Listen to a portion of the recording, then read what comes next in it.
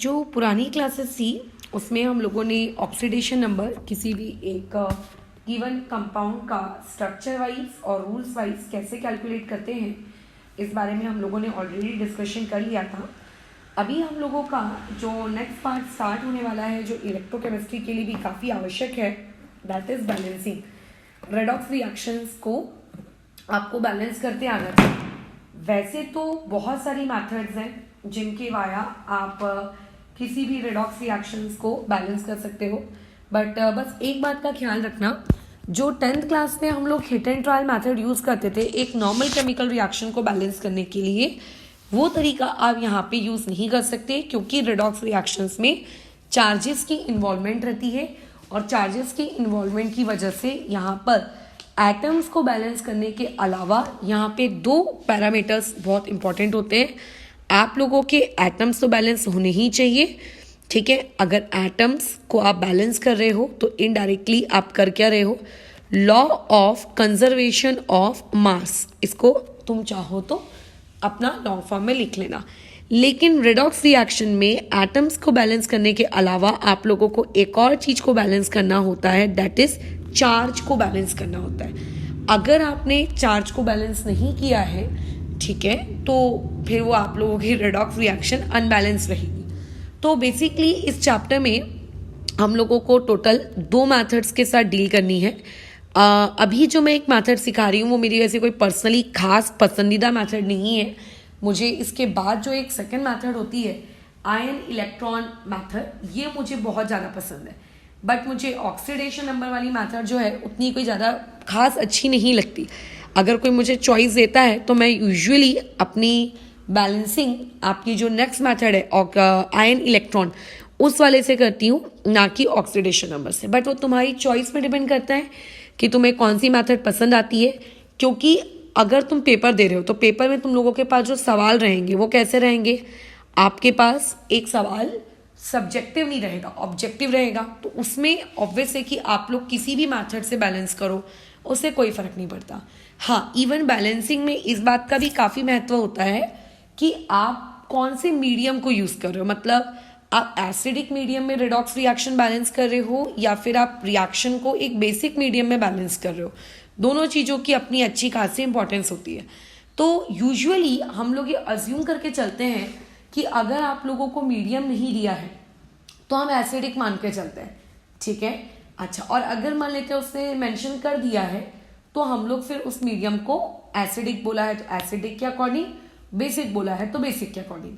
तो मैं दोनों ही कंडीशंस में तुम्हें बैलेंस करके दिखाती हूँ कि अगर एसिडिक कंडीशन रहा तो आप किस तरीके से बैलेंस करोगे, अगर एसिडिक कंडीशन नहीं रहा तो आप कैसे बैलेंस करने वाले हो, ठीक है। स्टेप्स को मैं अलग से नहीं लिखवा के दे रही हूँ कि स्टेप नंबर 1 ये करो, स्टेप नंबर 2 ये करो, स्टेप नंबर 3 ये करो, ठीक है। एक एक क्वेश्चंस को समझते जाते हैं, उन क्वेश्चंस के वाया स्टेप्स तुम्हें अपने आप ही चीज़ें याद हो जाती हैं, अलग से करने की उसका आवश्यकता नहीं रहती। तो सबसे पहला लेटर से कि आपको अगर कोई एग्जाम्पल दिया है, इस चीज़ को सिखाने के लिए जो एक सबसे मतलब फेमस एग्जाम्पल लिया जाता है ऑक्सीडेशन नंबर को सिखाने के लिए, वो होता है Zn प्लस HCl।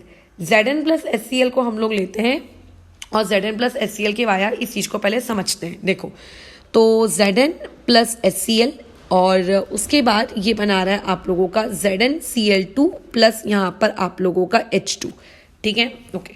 अब यहाँ पे आपको क्या करना है, सिंपली उन लोगों की ऑक्सीडेशन नंबर लिखनी है और यहाँ पे कुछ भी नहीं करना है। अब इतना तुम्हारे अपने दिमाग के अंदर कॉमन सेंस होना चाहिए कि आपको किसकी ऑक्सीडेशन नंबर लिखनी है। जैसे H की ऑक्सीडेशन नंबर फिक्स होती है, +1 -1 डिपेंड कि मेटल के साथ जुड़ा है कि नॉन मेटल के साथ। क्लोरीन वगैरह की भी +1 -1 डिपेंड कि मेटल के साथ जुड़ा है कि नॉन मेटल के साथ, बट यूजुअली उनकी ऑक्सीडेशन स्टेट फिक्स होती है। ऐसा तो होता नहीं है आयरन के जैसे कि +2 भी तो हो सकती है और +3 भी हो सकती है, ऐसे तो कुछ नहीं है ना। उनकी ऑक्सीडेशन नंबर फिक्स है, मतलब फिक्स है। तो तुम्हें तो पता है कि जिंक क्योंकि अपने एलिमेंटल फॉर्म में मौजूद है तो जिंक की ऑक्सीडेशन स्टेट कितनी होगी, 0।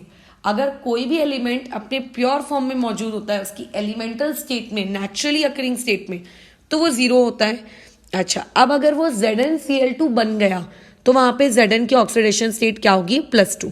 तुम लोगों को पुरानी क्लास में ऑक्सीडेशन नंबर इसलिए निकालना सिखाया था ताकि आगे आने वाली क्लासेस में मैं डायरेक्ट जब ऑक्सीडेशन नंबर लिखूं तब तुम्हारे दिमाग के अंदर जाना चाहिए, ठीक है। अच्छा, अगर मैं HCl की बात करूं तो यहाँ पे हाइड्रोजन, क्योंकि क्लोरीन से जुड़ा है और क्लोरीन में एक नॉन मेटल है, तो हाइड्रोजन की ऑक्सीडेशन स्टेट यहाँ क्या रही होगी, +1, और जो H2 बना होगा उस H2 की ऑक्सीडेशन स्टेट क्या रही होगी, 0। यानी कि बेसिकली आपका जो जिंक है वो 0 से लेकर आप लोगों का कहाँ गया है, +2 में गया है। तो क्या मैं ये नहीं कह सकती हूँ कि इस स्पीशीज में, इस रिएक्शन में जिस स्पीशीज का ऑक्सीडेशन हुआ है वो ऑक्सीडेशन होने वाली स्पीशीज और कोई नहीं बल्कि कौन है, तुम लोगों की जिंक है। So I can write it here कि मेरा जो जिंक है वो कन्वर्ट हो गया ZnCl2 में। तो जो सबसे पहली स्टेप होती है किसी भी केमिकल रिएक्शन को देखते बराबर, रेडॉक्स रिएक्शन को देखते बराबर, वहां पे किसकी ऑक्सीडेशन स्टेट क्या होगी ये मार्क कर लेना, ठीक है। दूसरी स्टेप आप लोगों की ये होती है कि आफ्टर मार्किंग दी आप ऑक्सीडेशन नंबर, आप वहां पर उन दोनों उस रिएक्शन के टुकड़े कर दो। उसका ऑक्सीडेशन वाला पार्ट आपको एक तरफ लिखना है और उसका रिडक्शन वाला पार्ट आपको क्या करना है, दूसरी तरफ लिखना है, ठीक है। अच्छा, तो रिडक्शन किसका हो रहा है, HCl आपका +1 है और आपका जो Cl2 है ये क्या है, यहाँ पे देखो जब ये H2 बन गया तो ये कितना हो गया आप लोगों का, ये 0 हो गया। यानी कि आप जब HCl से कन्वर्ट हो गए किसमें, H2 में कन्वर्ट हो गए, तो आपकी जो ऑक्सीडेशन स्टेट है वो +1 से चेंज हो गई है किसमें, 0 में चेंज हो गई। और जब आप Zn से ZnCl2 में कन्वर्ट हुए तब आपकी ऑक्सीडेशन स्टेट 0 से 2 में कन्वर्ट हुई। ये हम लोगों की हो गई स्टेप नंबर 2। तो स्टेप नंबर 1 क्या था कि कोई भी एक रेडॉक्स रिएक्शन दिखे, हम लोग कौन सी मैथड सीख रहे हैं आज की क्लास में, हम ऑक्सीडेशन नंबर मैथड सीख रहे हैं। तो स्टेप नंबर 1 क्या है कि जितनी भी स्पीशीज इन्वॉल्व हैं उसमें आप उनकी ऑक्सीडेशन नंबर मार्क कर लो, और उसके बाद स्टेप नंबर 2 ये है कि आप उनकी ऑक्सीडेशन की हाफ रिएक्शन और रिडक्शन की हाफ रिएक्शन अलग अलग लिख दो, ठीक है, कंबाइन करके नहीं। अब उसके बाद हमको क्या करना है, सबसे पहले आपको एटम्स बैलेंस करने हैं। जैसे कि मुझे यहाँ पे साफ साफ दिख रहा है कि जिंक लेफ्ट हैंड साइड में भी 1 है, राइट हैंड साइड में भी 1 है, तो जिंक तो बैलेंस है, हाँ, बट क्लोरीन का मुझे कोई नामो निशान नहीं दिख रहा है कि क्लोरीन क्या हिसाब किताब, कुछ समझ में भी नहीं आ रहा है कि कहाँ गया। कोई बात नहीं, जो लेफ्ट और राइट में अपीयर हो रहा है उसको बैलेंस करो, जो अपीयर नहीं हो रहा उसकी टेंशन नहीं लो। तो ऑक्सीडेशन में तो सब बैलेंस है। राइट साइड में आप चेक करो कि एटम बैलेंस है कि नहीं है, तो नहीं, राइट हैंड साइड में जो रिडक्शन रिएक्शन है उसमें एटम बैलेंस नहीं थे। HCl में 1 हाइड्रोजन था और H2 में 2। तो ऑब्वियस है कि मुझे जो मेरी स्टेप नंबर 3 रहेगी, स्टेप नंबर 3 का जो मेरा काम रहता है वो ये रहता है कि मुझे एटम्स बैलेंस करने होते हैं, जो मुझे मेरी रिएक्शन के लेफ्ट हैंड साइड और right hand side both side appear हो रहे हैं। तो क्योंकि मुझे और ये Zn वाले में किसी भी प्रकार की बैलेंसिंग की कोई नीड नहीं पड़ी, बट जो मेरा रिडक्शन है वहाँ मुझे बैलेंसिंग की नीड है। मुझे क्या करना पड़ेगा, मेरी रिएक्शन को 2 से मल्टीप्लाई, ताकि मेरे हाइड्रोजन लेफ्ट हैंड साइड और राइट हैंड साइड दोनों तरफ क्या हो जाए, आप लोगों के बैलेंस हो जाए, ठीक है। ओके, डन हो गया इतना काम। अब हमने एटम बैलेंस कर लिया।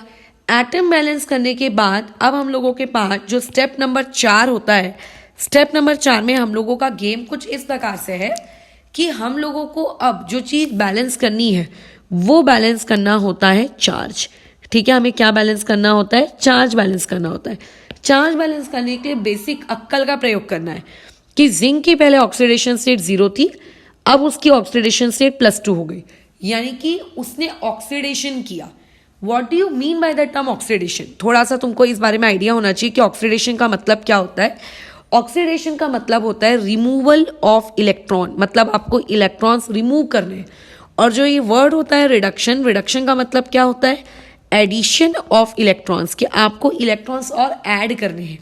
तो अगर मैं कहूँगी जिंक से मैं जिंक +2 जा रही हूँ, यानी कि ऑक्सीडेशन हो रहा है, तो ऑक्सीडेशन में हम इलेक्ट्रॉन्स को रिमूव करते हैं। तो अगर मैंने इलेक्ट्रॉन्स को रिमूव किया है तो उसको मैं कहाँ, मतलब किस तरफ लिखूंगी, किस तरफ मुझे उसको रिप्रेजेंट करना है, तो उसका जो रिप्रेजेंटेशन होगा वो कुछ इस प्रकार से होगा कि लेफ्ट हैंड साइड में जिंक और यहाँ पे आ गया आपका ZnCl2 और यहाँ पे आ गया +2 इलेक्ट्रॉन्स। मैंने यहाँ पे +2 इलेक्ट्रॉन्स क्यों लिखा, क्योंकि इलेक्ट्रॉन्स रिमूव हो रहे हैं। इसीलिए रिमूव मतलब राइट हैंड साइड, रिमूव मतलब कौन सा साइड, राइट हैंड साइड, और एडिशन मतलब आपका कौन सा साइड, लेफ्ट हैंड साइड। आपको चार्ज को जो बैलेंस करना है वो बैलेंसिंग आप इलेक्ट्रॉन्स की मदद से ही करोगे। ऐसा नहीं है कि कम इलेक्ट्रॉन्स मतलब इलेक्ट्रॉन्स का कोई यूज नहीं है, बट सबसे ज्यादा कंफ्यूजन एक स्टूडेंट को इस बात में होता है कि इलेक्ट्रॉन्स की को हम किस तरफ ऐड करें, लेफ्ट हैंड साइड ऐड करें कि राइट हैंड साइड ऐड करें। तो अगर ऑक्सीडेशन हो रहा है तो प्रोडक्ट साइड में लिखना, ठीक है, जितने का आपका डिफरेंस है ऑक्सीडेशन स्टेट का। और अगर मान लेते हैं वो चीज एक रिडक्शन है तो उसको कहाँ पे लिखना, लेफ्ट हैंड साइड लिखना इलेक्ट्रॉन्स का। प्लस माइनस का सिंबल मत देते रखना कि रिमूव हो रहा है ना मैडम तो माइनस इलेक्ट्रॉन लिखेंगे। अरे बिल्कुल माइनस इलेक्ट्रॉन लिखते, लेकिन अगर वो चीज रिएक्टेंट की तरफ होती तो प्रोडक्ट साइड लिख रही हूँ ना तो माइनस वहां जाके प्लस हो जाएगा, इतना समझ में आना चाहिए, ठीक है। अगर पुरानी क्लासेस की हैं तो केमिकल इक्विलिब्रियम वगैरह की कि कहाँ प्लस देते हैं कहाँ माइनस देते हैं, ठीक है। एडिशन का मतलब क्या, रिमूवल का मतलब क्या। चलो आगे बढ़ो। तो अब यहाँ पे आ गए 2HCl से लेकर आपके H2 में क्या हो जाएगा बताओ। इसमें इलेक्ट्रॉन्स ऐड हो रहे हैं क्योंकि ये रिडक्शन है। कितने ऐड हो रहे हैं, क्या हो रहे हैं, वो थोड़ा हिसाब किताब कैलकुलेट करना पड़ेगा तुमको। ध्यान से सुनना, कभी भी शांति से काम करना। आपने जो ओरिजिनल ऑक्सीडेशन स्टेट लिखी है ना, सारा हिसाब किताब उसके अकॉर्डिंग करो। पहले +1 था तो 0 हो गया, यानी कि कितने का चेंज आ रहा है, मात्र 1 का चेंज आ रहा है। लेकिन ये जो 1 का चेंज आता है ना, ये एक H के लिए होता है, यानी कि लेफ्ट हैंड साइड में अगर एक HCl का जो एक H है उसके लिए ये +1 है, लेकिन राइट हैंड साइड में जब ये 0 बन गया तो वो 0 एक H के लिए नहीं है, वो 2H के लिए है। अब तुम में से किसी का डाउट आएगा कि नहीं मैडम 3H के लिए भी 0 होगा, 4H के लिए भी 0 होगा, हाफ H के लिए भी 0 ही होगा, तो 0 तो किसी के लिए भी होगा, तो नंबर ऑफ एटम से क्या मतलब, ऐसा नहीं है, ठीक है। ये जो हम लोग ऑक्सीडेशन स्टेट लिखते हैं पर एटम के लिए लिखते हैं। तो क्योंकि लेफ्ट हैंड साइड में ये +1 एक हाइड्रोजन के लिए है, ठीक है, और राइट हैंड साइड में यही 0 कितने हाइड्रोजन्स के लिए है, 2 हाइड्रोजन्स के लिए है। तो ऐसे केस में अब अगर तुम लिखोगे कि आपके HCl से H2 जाते वक्त सिर्फ 1 का चेंज आया, तो ये कहना गलत है, ठीक है। अगर राइट हैंड साइड पे ज्यादा हाइड्रोजन है तो ज्यादा हाइड्रोजन के नजर से अगर एक हाइड्रोजन के लिए 1 का चेंज आता है तो 2 हाइड्रोजन के लिए कितने का चेंज आएगा, +2।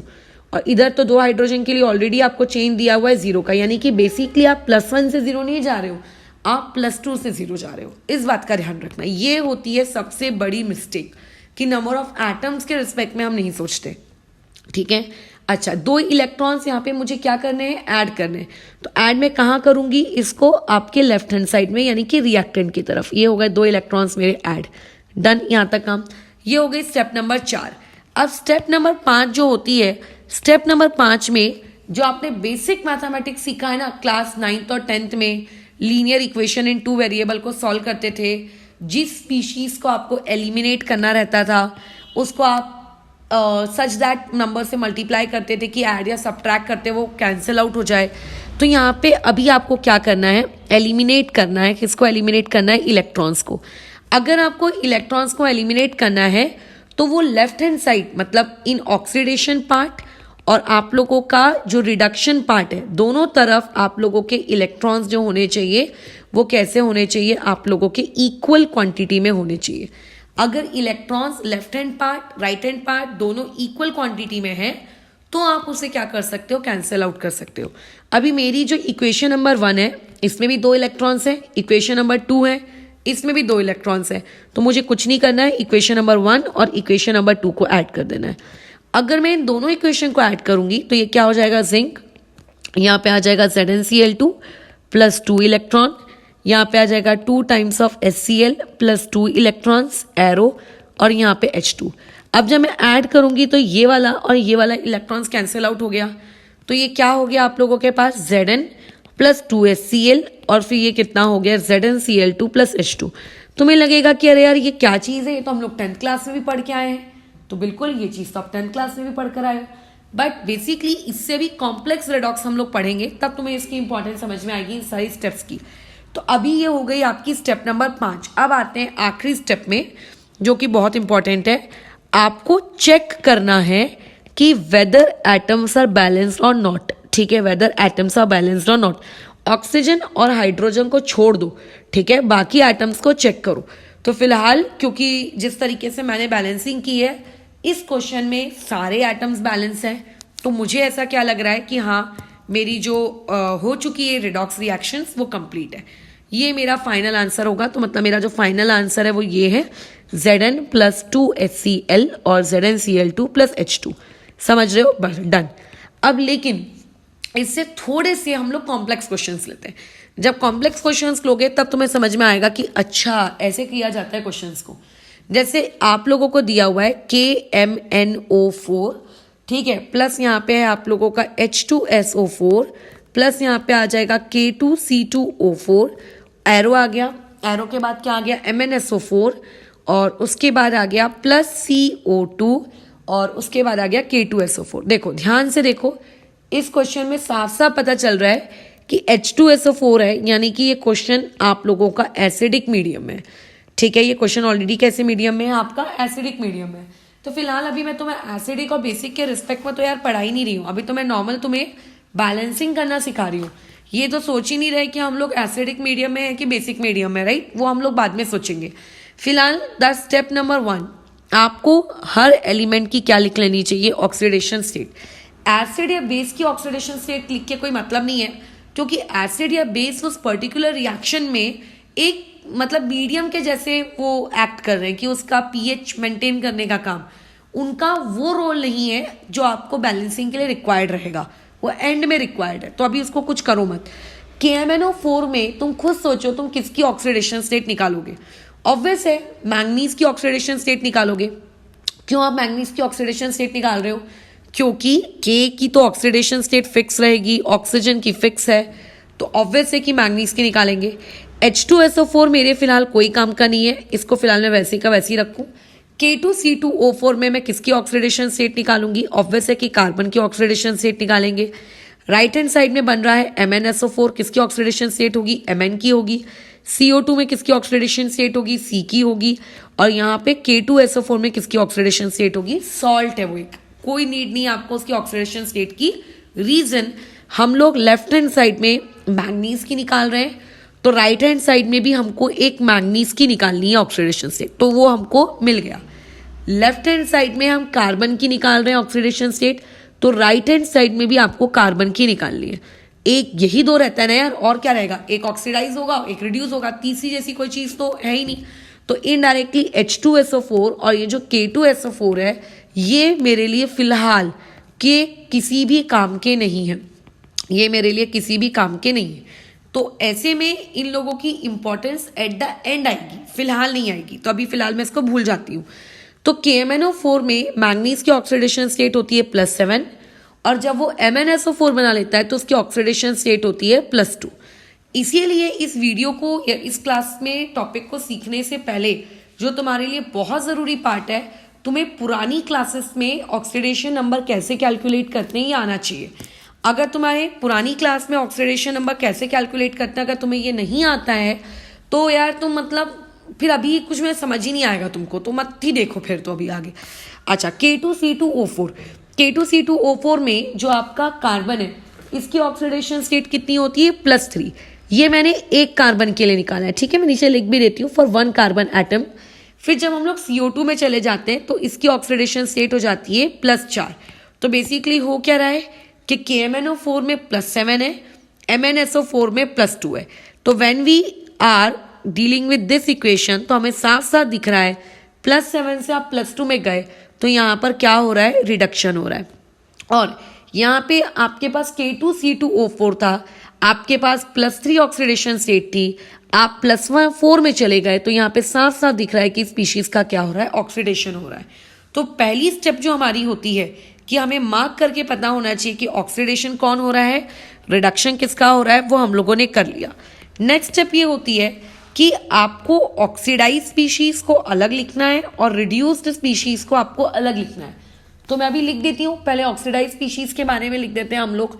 तो ऑक्सीडाइज कौन हो रहा है? KMNO4। तो KMNO4 एरो किस में ऑक्सीडाइज हो रहा है? MnSO4 में। रिड्यूस कौन हो रहा है आपका? एक मिनट, मैंने उल्टा लिख दिया क्या? हाँ सॉरी।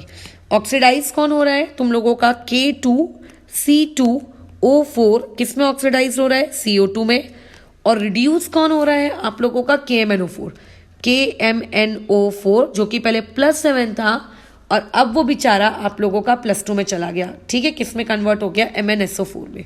ये हो गई स्टेप नंबर 2। अब जो हमारा स्टेप नंबर 3 रहता है, सबसे पहले हम लोगों को क्या बैलेंस कर लेना है, आपके एटम्स बैलेंस करने हैं।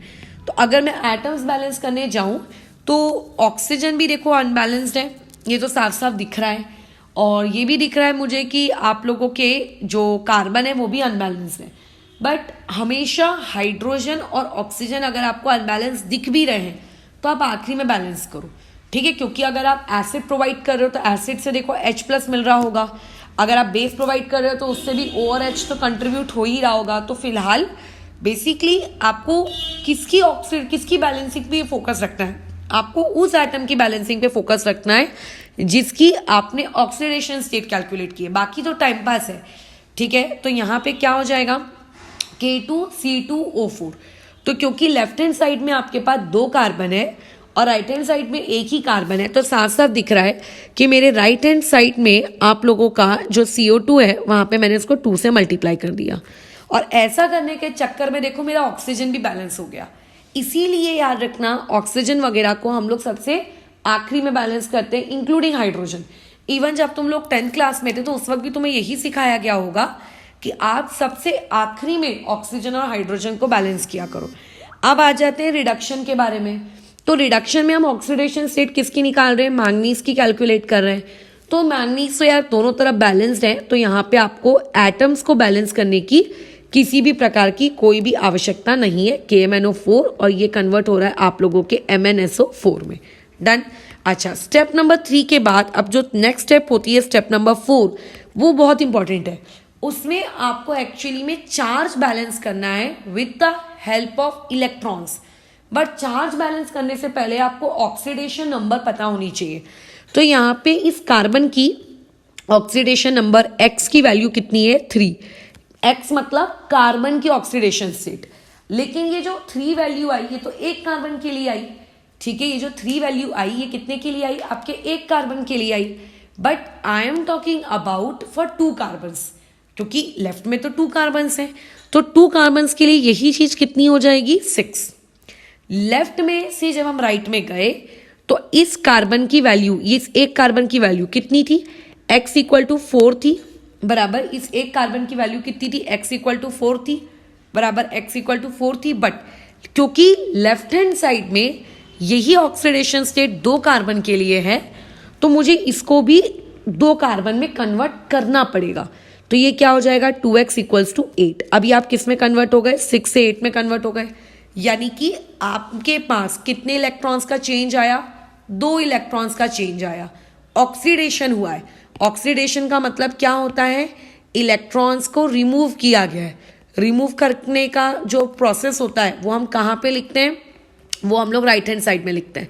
तो यहाँ पे आप इसको कैसे लिखोगे, इसको लिखोगे K2C2O4 एरो, यहाँ पे आएगा 2CO2 प्लस, क्योंकि 2 का चेंज हुआ है तो इसीलिए राइट हैंड साइड में हम कितने इलेक्ट्रॉन्स लिखेंगे, 2 इलेक्ट्रॉन्स, बराबर।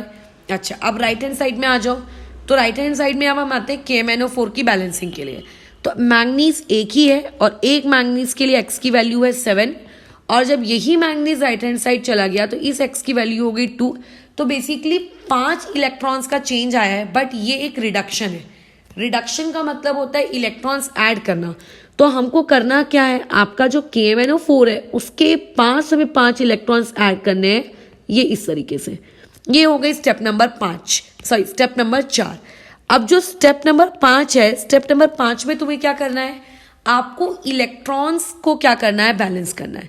आपकी दोनों इक्वेशन में नंबर ऑफ इलेक्ट्रॉन्स क्या होने चाहिए, सेम टू सेम होने चाहिए। अब यहाँ पे तो ऐसा नहीं है, पिछले वाले इलस्ट्रेशन में तो था, इस बार तो नहीं है। तो अब यहाँ पे अगर तुम्हें इलेक्ट्रॉन्स बैलेंस करने हैं तो मैथमेटिक्स का थोड़ा सा उपयोग करो। इक्वेशन नंबर 1 जो है इसको मल्टीप्लाई कर दिया 5 से, तो वो क्या बन गया आपका 5 टाइम्स ऑफ K2C2। अच्छा, K2 कहाँ से आ गया, हाँ बराबर, K2C2O4, 5 2 ज़ा 10 टाइम्स ऑफ CO2 और 5 2 ज़ा 10 टाइम्स ऑफ इलेक्ट्रॉन्स। और जो इक्वेशन नंबर 2 है इसको मल्टीप्लाई कर देते हैं 2 से, तो वो बन जाएगा 2 टाइम्स ऑफ KMnO4, ये आ जाएगा +10 इलेक्ट्रॉन्स, और ये हो जाएगा 2 टाइम्स ऑफ MnSO4। अब देखो ये हो गए मेरे इलेक्ट्रॉन्स बैलेंस। इलेक्ट्रॉन्स बैलेंस करके मुझे क्या होता है, मुझे रिएक्शंस को ऐड करना है सच दैट कि ये 10 इलेक्ट्रॉन्स कैंसिल आउट हो जाए, और मेरे पास जो फाइनल नेट रिएक्शन बचे वो 5 times of K2C2O4 plus 2 times of KMnO4, उसके बाद arrow 10 times of CO2 plus क्या हो जाएगा 2 टाइम्स ऑफ MnSO4। ये रिएक्शन मेरे पास बच रही है। अब हम में से मैक्सिमम लोगों की मेंटालिटी होती है कि रिएक्शन की बैलेंसिंग हो गई खत्म और चलो घर। ऐसा नहीं है। स्टेप नंबर 6 में आपको ये चेक करना है कि आप लोगों के पास जितने भी एटम्स है, ठीक है, वो बैलेंस है कि नहीं, whether all atoms are balanced, ठीक है, all atoms are balanced or not, ये आपको चेक करना है। तो पहले आप चेकिंग करना शुरू करो। तो आप देख रहे हो कि लेफ्ट हैंड साइड में पोटेशियम 2 है, और बल्कि 4 है, बल्कि 4 भी नहीं है यार, कितने 12 है, 12। तो राइट हैंड साइड में तो पोटेशियम का नामो निशान ही नहीं है। ऐसा क्यों? राइट हैंड साइड में पोटेशियम क्यों नहीं है? क्योंकि जब हमने इस रिएक्शन को बैलेंस करना शुरू किया था तो बैलेंसिंग करते वक्त हमने लेफ्ट हैंड साइड के H2SO4 को और राइट हैंड साइड के K2SO4 को इग्नोर कर दिया था। तो अब तुम्हें आखिरी स्टेप में उन इग्नोर स्पीशीज को यहाँ पे इंट्रोड्यूस करना है कि चलो आ जाओ अपनी घर वापसी में, और यहाँ पे आपको उनको लिखना है। तो लेफ्ट हैंड साइड में क्या आ जाएगा H2SO4, क्योंकि लेफ्ट हैंड साइड से H2SO4 को इग्नोर किया गया था, और जो राइट हैंड साइड है, राइट हैंड साइड में क्या आ जाएगा K2SO4, क्योंकि राइट हैंड साइड से K2SO4 को इग्नोर किया गया था। चलो हो गई इतनी बैलेंसिंग, डन। अब चेक करो कि atoms are balanced or not. अब सारे एटम्स बैलेंस हैं कि नहीं है, अब तुम्हें चेक करना है। तो चेकिंग करना शुरू करते हैं। पोटेशियम लेफ्ट हैंड साइड में 12 पोटेशियम है, डन। राइट हैंड साइड में सिर्फ 2 पोटेशियम है, तो इनडायरेक्टली मुझे बैलेंसिंग की नीड पड़ेगी। अगर मुझे बैलेंसिंग की नीड पड़ेगी तो मुझे चलो बैलेंसिंग करनी है। कैसे बैलेंसिंग? जैसी आप 10th क्लास में करते थे, सेम टू सेम वही बैलेंसिंग, ठीक है। वो जो याद आ रहा है 10th में एक एक एटम बैलेंस किया करते थे, बस उसी तरीके से आपको यहाँ पे क्या करना है, बैलेंसिंग करनी है। 2 मिनट यार, चलो डन। इस रिएक्शन को एक बार कॉपी कर लेते हैं। हाँ, ये आ गया। क्या होगा बताओ बैलेंसिंग करते वक्त? यहाँ पोटेशियम के आगे मुझे 6 इंट्रोड्यूस करना पड़ेगा क्योंकि मेरा पोटेशियम बैलेंस हो जाए। अच्छा, एक बार चेक करो मैंगनीज बैलेंस है क्या? लेफ्ट हैंड साइड में 2 मैंगनीज है, राइट हैंड साइड में 2 मैंगनीज है, बैलेंस है। कार्बन को चेक करो, कार्बन बैलेंस है क्या? तो लेफ्ट हैंड साइड में 10 कार्बन है, राइट हैंड साइड में 10 कार्बन है, कार्बन भी बैलेंस है। पोटेशियम बैलेंस हो गया, कार्बन बैलेंस हो गया, मैंगनीज बैलेंस हो गया। सल्फर, सल्फर को चेक करो, बल्कि सल्फर मत चेक करो, पूरा का पूरा एस नहीं, यहाँ चलो सल्फर चेक कर लेते हैं। सल्फर आपके पास लेफ्ट हैंड साइड में सिर्फ 1 है, और राइट हैंड साइड में आपके पास कितने सल्फर है? 6 और 2 8। इसका मतलब आपके पास सल्फर बैलेंस नहीं है।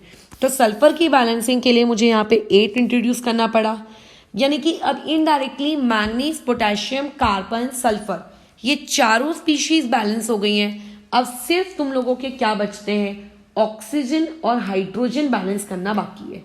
अब ऑक्सीजन और हाइड्रोजन को बैलेंस करने के ना यार बहुत ही प्यारा सा एक रूल है, वो ये है कि यहाँ पे काम करो, गिनो लेफ्ट हैंड साइड में कितने हाइड्रोजन है, ठीक है, और राइट हैंड साइड में कितने हाइड्रोजन और ऑक्सीजन है।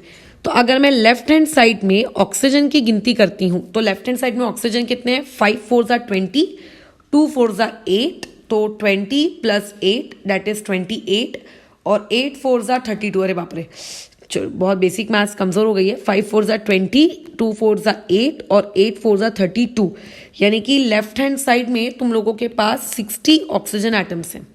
राइट हैंड साइड में देखो जरा, 10 2 20 और 2 4 8, और K2SO4 में O के पास 4 है, ठीक है, ये क्लियरली लिखा नहीं है, ये 4 है।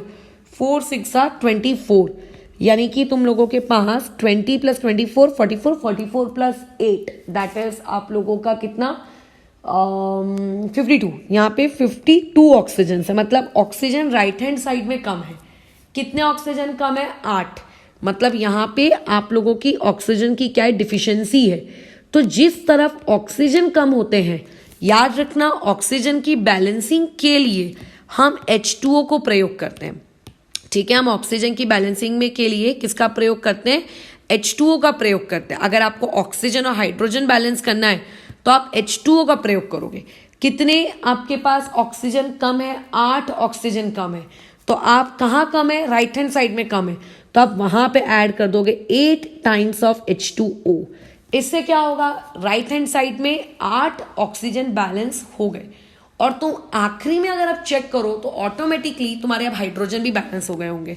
चेक करके देख लो, लेफ्ट हैंड साइड में 16 हाइड्रोजन है और राइट हैंड साइड में भी 16 हाइड्रोजन है। तो हाइड्रोजन आपको सबसे एंड में बैलेंस करना है। ठीक है, ये हो गई बातचीत कब? जब हम लोगों ने रिएक्शन को बैलेंस किया कौन से वाले मीडियम में? आप लोगों के एसिडिक मीडियम में। तो इस तरीके से ऑक्सीडेशन नंबर मेथड हम लोग यूज करते हैं किस चीज के लिए? आपके रेडॉक्स रिएक्शंस की बैलेंसिंग के लिए। अगर अब तुम इस पर्टिकुलर रिएक्शन को normal hit and trial method से बैलेंस करने जाते ना तो नहीं होती। तुम देखना कई बार 10th में कुछ ऐसी केमिकल रिएक्शंस तुम्हारे सामने आ जाती थी जो नॉर्मल तरीके से बैलेंस नहीं होती थी। ऐसे के लिए फिर क्या होता था, आपको मतलब एक ऐसा बता दिया जाता था ना कि इस पर्टिकुलर रिएक्शन के लिए बैलेंसिंग याद रखो। तो वो कौन सी रिएक्शंस होती थी? वो आप लोगों की रिडॉक्स रिएक्शंस होती थी। 2-3 एग्जांपल्स और देखते हैं, ठीक है? उसके बाद फिर क्वेश्चंस तुम्हारे करने के लिए दिए जाएंगे, वो तुम्हें करके दिखाने होंगे, ठीक है?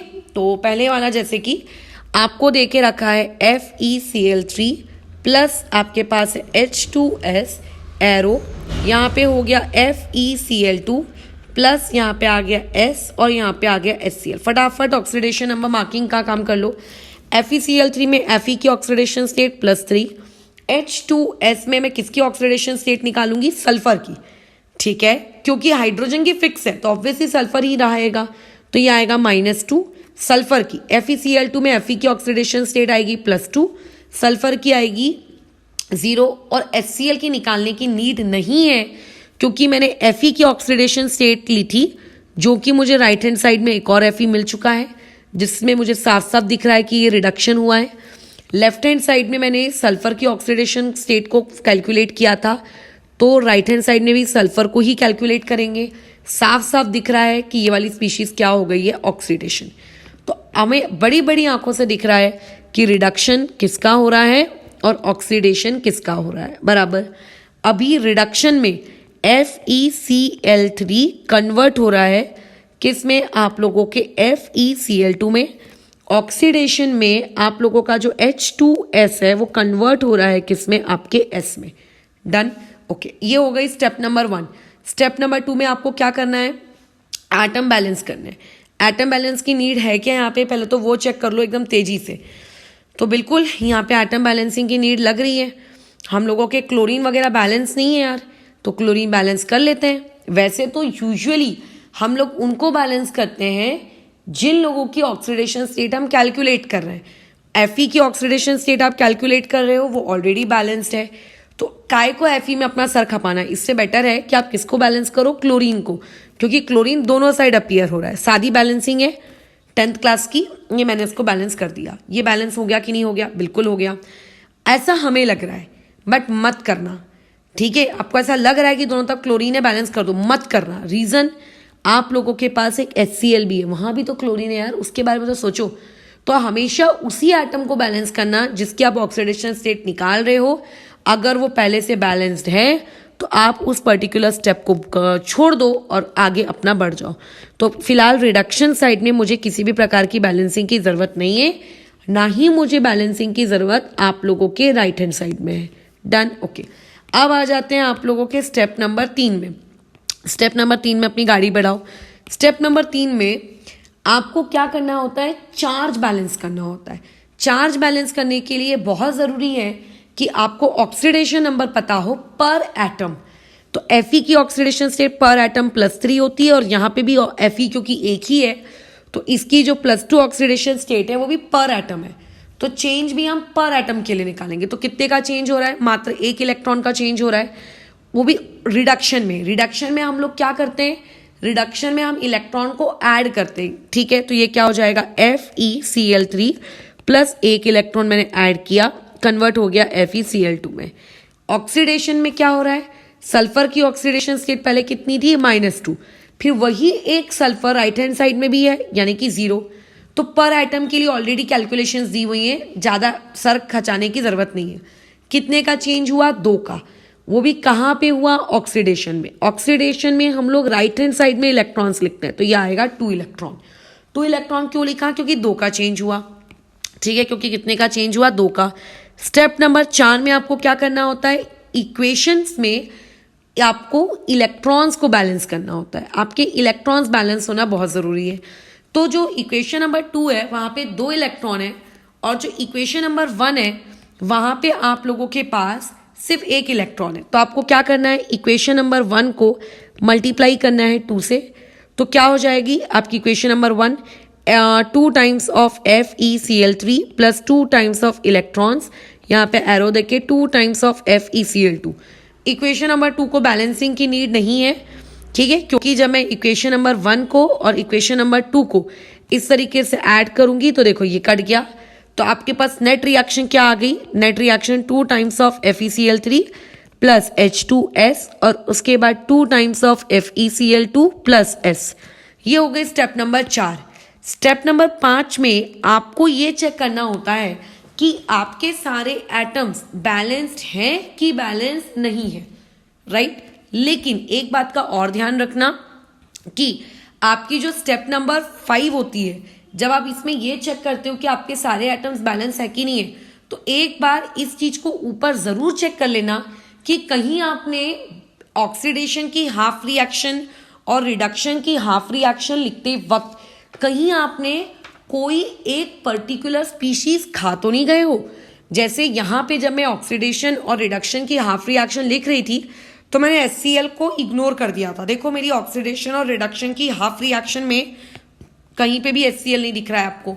फिर तो इसका मतलब मैंने HCl को इग्नोर किया है। तो जिस HCl को मैंने राइट हैंड साइड से इग्नोर किया था उस HCl को एकदम इज्जत के साथ उसी राइट हैंड साइड में जाकर छोड़ दो, और अब जाके तुम चेक करो क्या अब तुम्हारी रिएक्शन के हर एक एटम्स बैलेंस है कि नहीं। तो पहले तुमने चेक किया Fe की नज़र से, तो यार Fe तो बैलेंस है, वेल एंड गुड। तुमने क्लोरीन की नज़र से चेक किया तो लेफ्ट हैंड साइड में 6 क्लोरीन है, राइट हैंड साइड में 5 है। तो ऑब्वियस है कि मैं यहाँ पे 2 से मल्टीप्लाई कर दूंगी तो मेरे क्लोरीन बैलेंस हो गए। सल्फर ऑलरेडी बैलेंस है।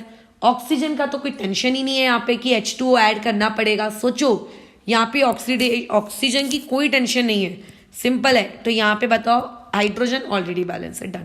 इस रिएक्शन को बल्कि तुम डायरेक्ट भी कर सकते थे, इतना तामझाम करने की भी नीड नहीं थी, ठीक है। जैसे क्वेश्चन नंबर 1 डायरेक्ट होता है, 10th में किया है। क्वेश्चन नंबर 3 भी आप डायरेक्ट कर सकते थे, 10th में किया है। बट क्वेश्चन नंबर 2 जो रहता है उसके जैसे जो सवाल होते हैं उसमें आपको बैलेंसिंग की नीड पड़ती है, और जब उसमें बैलेंसिंग की नीड पड़ती है तो आपको कैसा है, स्टेप्स याद होनी चाहिए। अब आपको स्टेप्स तभी पता होंगी जब आपने प्रैक्टिस करके रखी होंगी। तो प्रैक्टिस की नज़र से मैंने यहाँ पे पूरी स्टेप्स के साथ इस चीज़ की बैलेंसिंग करवाई है, ठीक है। अच्छा, अब आ जाते हैं हम लोग नेक्स्ट सवाल में। मैग्नीज MnO2 में किसकी ऑक्सीडेशन स्टेट निकालोगे? मैग्नीज की कितनी आ जाएगी? +4। MnCl2 में किसकी ऑक्सीडेशन स्टेट निकलेगी? मैग्नीज की कितनी आ जाएगी? +2। यानी कि MnO2 से MnCl2 जाते वक्त उसके इसमें क्या हुआ है, रिडक्शन हुआ है, दिख रहा है साफ साफ। अच्छा, HCl में हम किसकी ऑक्सीडेशन स्टेट निकालेंगे? Cl की -1। वो Cl जब Cl2 में कन्वर्ट हो गया तो उसकी ऑक्सीडेशन स्टेट कितनी हो गई? 0। तो -1 से 0 जाते वक्त उसका क्या हो चुका है? ऑक्सीडेशन। अब इसमें जो हमारे लिए टाइम पास स्पीशीज है वो कौन है? H2O।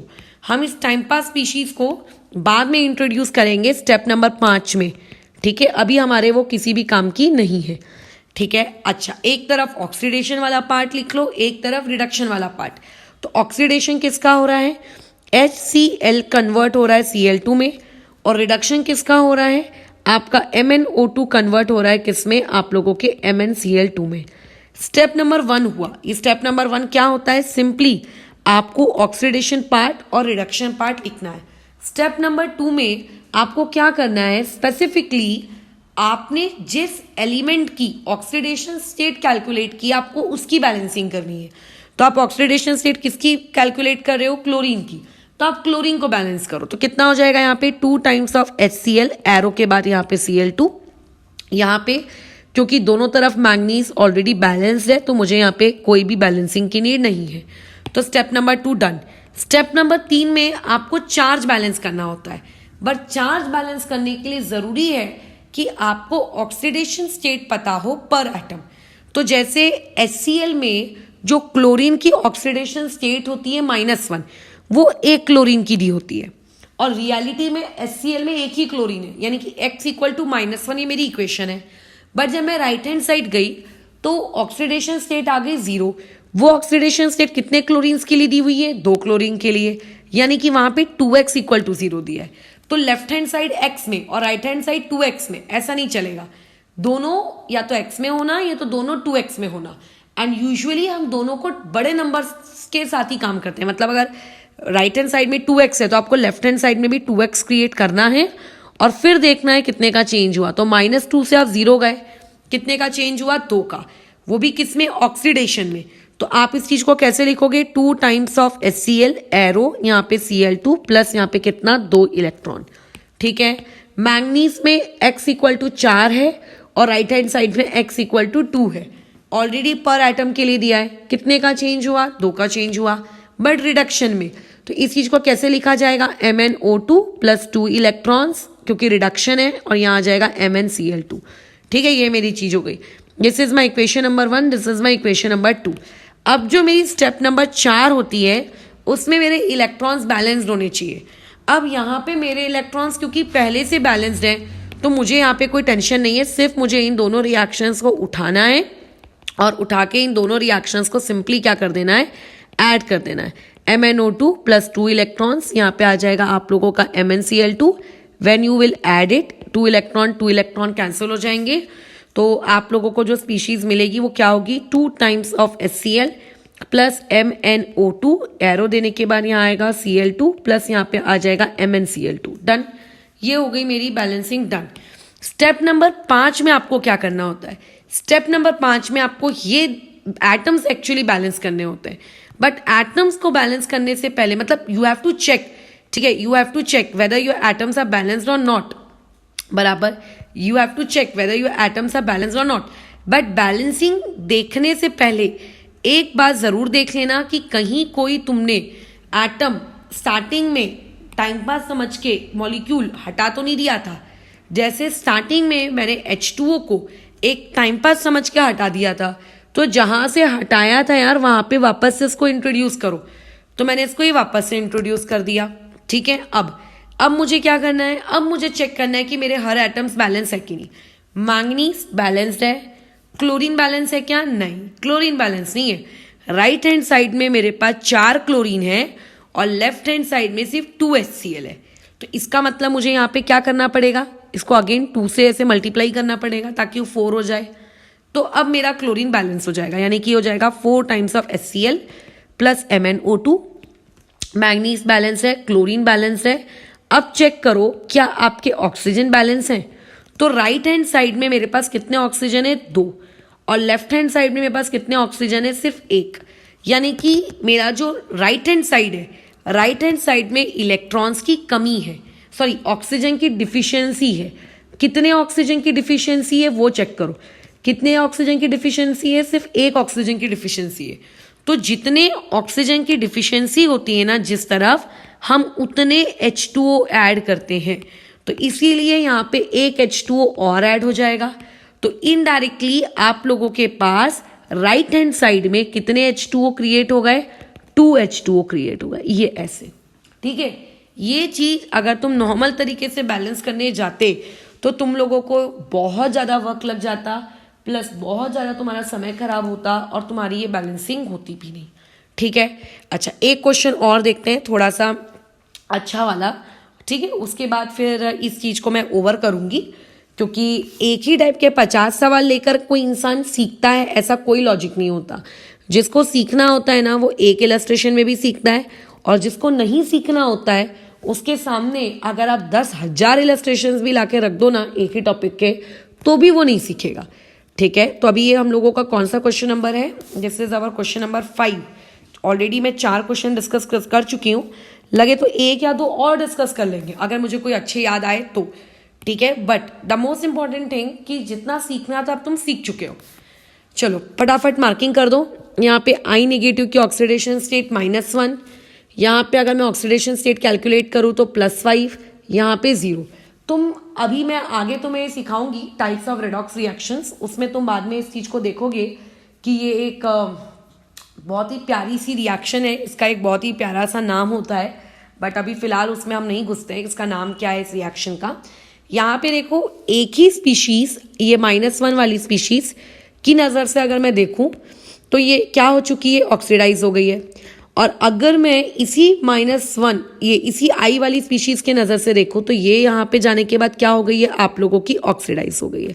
मतलब एक नज़र से, एक मिनट सॉरी, यहाँ पे क्या हो गया, रिडक्शन। मतलब एक ही स्पीशीज ऑक्सीडेशन भी कर रही है और एक ही स्पीशीज रिडक्शन भी कर रही है। ठीक है, अच्छी बात है। अगेन 2 कॉलम बना लेंगे, एक कॉलम ऑक्सीडेशन का, एक कॉलम हो गया रिडक्शन का।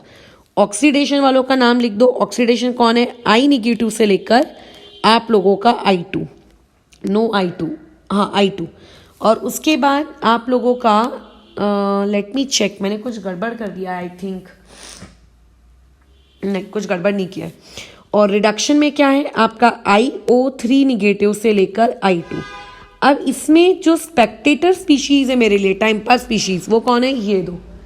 इन दोनों को मैं एट द एंड सबसे आखिरी में मैं इंट्रोड्यूस करूंगी। अभी मुझे इनको इंट्रोड्यूस करके अपनी रिएक्शन को कॉम्प्लेक्स कराने में कोई इंटरेस्ट नहीं है। स्टेप नंबर 2, आपको फटाफट एटम्स बैलेंस करने हैं। तो एटम्स बैलेंस करने के लिए इधर आ जाएगा 2 टाइम्स ऑफ I नेगेटिव, इधर पे आ जाएगा I2। इधर एटम्स की बैलेंसिंग की नीड है बिल्कुल। आप आयोडीन की ऑक्सीडेशन स्टेट निकाल रहे हो और आपका आयोडीन बैलेंस नहीं था। स्टेप नंबर 3, आपको अभी चार्ज बैलेंस करना है। तो चार्ज बैलेंस करने के लिए ऑक्सीडेशन नंबर का ज्ञान होना बहुत ज़रूरी है। तो यहाँ x इक्वल टू -1 है और यहाँ पे 2x इक्वल्स टू 0 है। तो इसको मैं 2 से मल्टीप्लाई करके इसको भी मैं 2x बना दूंगी और बड़े नंबर के रिस्पेक्ट में हम देखेंगे चेंज कितना हो रहा है। तो कितना हो रहा है आपके 2 का, तो 2 का चेंज हो रहा है, वो भी ऑक्सीडेशन में। तो कैसे करेंगे इसको, right hand side 2 times of I negative, यहाँ पे I2 और यहाँ पे कितना आ जाएगा +2 इलेक्ट्रॉन्स।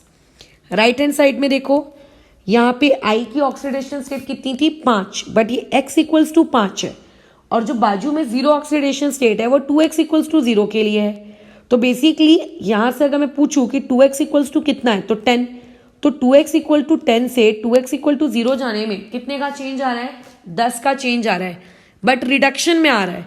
अब क्योंकि ये रिडक्शन में आ रहा है तो IO3 निगेटिव +10 इलेक्ट्रॉन और यहाँ पे आ जाएगा आपका I2। तो ये स्टेप नंबर 3 में मैंने क्या बैलेंस कर लिया, आप लोगों का क्या कहते हैं, चार्ज बैलेंस किया। अब जो स्टेप नंबर 4 है इसमें हमको इलेक्ट्रॉन्स बैलेंस करने हैं। अब इलेक्ट्रॉन्स कैसे बैलेंस करते हैं, ये हो गई आपकी इक्वेशन नंबर 1, ये हो गई इक्वेशन नंबर 2। इक्वेशन नंबर 1 में 2 इलेक्ट्रॉन्स है, इक्वेशन नंबर 2 में 10। तो क्या करेंगे, इक्वेशन नंबर 1 को हम मल्टीप्लाई कर देंगे 5 से, तो हो जाएगा 10 टाइम्स ऑफ I नेगेटिव, ये हो जाएगा 5 टाइम्स ऑफ I2 और ये हो जाएगा 10 इलेक्ट्रॉन्स। फिर ये जो इक्वेशन आएगी इस इक्वेशन को मैं ऐड कर दूंगी आपकी पुरानी वाली वो इक्वेशन नंबर 2 से। ठीक है, मेरा एम क्या है, इलेक्ट्रॉन्स को बैलेंस करना। जैसी मैथमेटिक्स आप 10th क्लास में करते थे ना, सेम टू सेम वही। ये देखो दोनों कट गए तो आपके पास क्या बच गया, 10 टाइम्स ऑफ I नेगेटिव फिर +IO3 निगेटिव। अरे हाँ, मैंने तो इस तरह से सोचा ही नहीं, किसी को आई थिंक हो सकता है ये नेट रिएक्शन लिखने में ही गड़बड़ आ रही हो। तो यार देखो, नेट रिएक्शन ना ऐसे लिख रही हूँ मैं, ये दोनों लेफ्ट हैंड साइड वालों को साथ में और फिर दोनों राइट हैंड साइड वालों को साथ में। ठीक है, इस पॉइंट ऑफ व्यू से तो मैंने सोचा ही नहीं कि किसी को इस रिस्पेक्ट में भी तकलीफ हो सकती है। तो ये आ गया। अब देखो ये I2 ऐड हो रहे हैं तो कर देते हैं, यूजुअली होते नहीं है इस तरीके से रिएक्टेंट में, बट क्योंकि हमारा क्वेश्चन ही ऐसा था कि लेफ्ट हैंड साइड में 2 अलग अलग स्पीशीज थी बट राइट में एक ही थी, तो ये हो गया 6I2। ये हो गई स्टेप नंबर 4 डन। अब आते हैं स्टेप नंबर 5 में। स्टेप नंबर 5 में आपको एटम्स बैलेंस है कि नहीं है ये चेक करना है, बट चेक करने से पहले अगेन मेरा वही प्रवचन, ये देख लो कि आपने बैलेंसिंग करते वक्त कहीं कोई टाइम पास स्पीशीज आपने इग्नोर तो नहीं कर दी थी। तो हमने की थी, इस बार हमने 2 स्पीशीज को इग्नोर किया था। एक थी आपकी H पॉजिटिव जो लेफ्ट हैंड साइड में लिखनी चाहिए थी बट हमने लिखा नहीं था, और दूसरा था H2O जो हमें लिखना चाहिए था बट हमने लिखा नहीं था। तो मैं राइट हैंड साइड में H2O लिख देती हूँ और लेफ्ट हैंड साइड में मैं क्या लिख देती हूँ, H पॉजिटिव। अब चेक करो एटम बैलेंस है कि नहीं है। तो लेफ्ट में आई कितने हैं एक बार देख लें दो, मैंने कहीं आई थिंक गलत लिख दिया है, एक मिनट चेक कर लें दो। IO3 निगेटिव मेरे पास 10 हैं। अच्छा यहाँ पे 2I3O3 निगेटिव चाहिए, मैं यहाँ पे 2 लिखना भूल गई हूँ, ये 2 आएगा, यहाँ 2 आएगा। ठीक है, तो लेफ्ट हैंड साइड में मेरे पास I कितने हैं 12 और राइट हैंड साइड में भी I कितने हैं 12। चलो I तो बैलेंस है, I के अलावा तो और कोई एटम है नहीं। हाइड्रोजन और ऑक्सीजन को हम एटम में नहीं गिनते, ठीक है, दे आर टाइम पास। अब लेकिन पहले किसको बैलेंस करें, ऑक्सीजन को कि पहले हाइड्रोजन को? ऑक्सीजन की गिनती करो। राइट हैंड साइड में और लेफ्ट हैंड साइड में कितने कितने ऑक्सीजन है गिनो। तो लेफ्ट हैंड साइड में आपके पास 6 ऑक्सीजन है और राइट हैंड साइड में यही ऑक्सीजन की क्वांटिटी कितनी है, सिर्फ 1। तो बेसिकली ऑक्सीजन की कमी है यहाँ पे। कितने ऑक्सीजन की डिफिशियंसी है, 5O की यहाँ पे क्या है डिफिशियंसी। और जितने O की डिफिशियंसी होती है हमें उतने ही H2O डालने होते हैं, ठीक है। O की डिफिशियंसी को कैसे पूरा किया जाता है, बाय एडिंग व्हाट, आप लोगों का H2O। तो क्योंकि राइट हैंड साइड में 5 ऑक्सीजन कम है तो मुझे राइट हैंड साइड में क्या करना चाहिए, 5 H2O ऐड कर देना चाहिए। एक H2O पहले से था और 5 H2O मैंने ऐड कर दिया। सो देयरफॉर जो मेरे पास नेट रिएक्शन बनेगी वो क्या बनेगी, 10 times of I negative, 2 times of IO3 negative, H positive, 6I2 plus 6H2O। वैसे तो ऑक्सीजन तो बैलेंस हो गए, बट एक बार चेक कर लो क्या हाइड्रोजन बैलेंस हुए हैं क्या। क्योंकि कई बार हम लोगों की ये मेंटालिटी बन जाती है कि यार ऑक्सीजन बैलेंस होते हैं तो अपने आप हाइड्रोजन हो ही जाते हैं, बट ऐसा हमेशा नहीं है। कई केसेस में हाइड्रोजन बैलेंस नहीं होते, जैसे कि इस केस में नहीं हुआ है। इस केस में राइट हैंड साइड में आपके पास कितने हाइड्रोजन्स हैं, यहाँ पे आपके पास राइट हैंड साइड में कितने हाइड्रोजन्स हैं, 12, और यहाँ पे एक भी नहीं, तो यहाँ पे 12। बल्कि इस रिएक्शन को तुम और सिंप्लीफाई कर सकते हो। देखो 10, 2, 12, 6, पूरी इक्वेशन को मैंने 2 से डिवाइड कर दिया। तो यही सेम रिएक्शन कैसे लिखी जा सकती है, 5 times of I negative plus IO3 negative plus 6 times of H positive, फिर यहाँ पे 3 टाइम्स ऑफ I2 प्लस यहाँ पे आएगा 3 टाइम्स ऑफ H2O। मेरे हिसाब से अभी इतना काम देखो बहुत ही सफिशिएंट है, इसमें अब और कोई दिक्कत नहीं होनी चाहिए, ठीक है। बस मैं एक और क्वेश्चन करा के दे रही हूँ, उसमें भी ऑक्सीडेशन नंबर तक ही, मतलब चलो ठीक है पूरी स्टेप्स के साथ करवा देती हूँ, लेकिन उसके बाद के अब जितने सवाल रहेंगे वो तुम लोगों को मैं होमवर्क में दूंगी।